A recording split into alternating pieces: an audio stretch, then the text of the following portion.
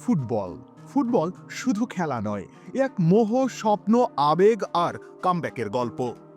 গতরাতে ব্রেস্টের মাঠে রচিত হলো সেই গল্পের নতুন অধ্যায়। নাট্যমঞ্চের কুশীলব রিয়াল মাদ্রিদ চিরায়ত কামব্যাক কিংস। ব্রেস্টের মাঠ যেন এক কবিতার খাতা।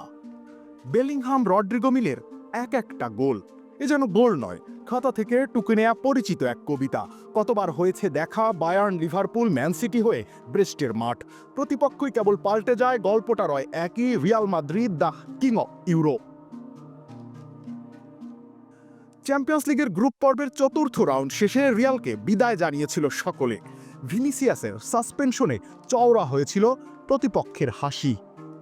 এবার বুঝি রেহাই নেই, গ্রুপ পর্বে বিদায় ঘটবে কিং অফ ইউরোপের। রড্রিগো জ্বলে উঠে জ্বালিয়ে গেলেন তাদের সকলকে।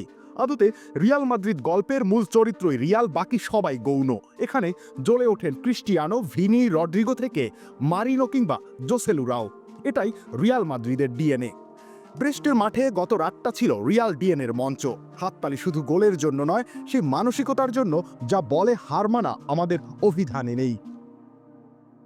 এই গল্প রিয়ালের, এই গল্প ফিরে আসার, এই গল্প ফুটবলের রাজত্বের, হোক না প্লে অফ কিংবা champions league final, Real Madrid ফিরেই আসে।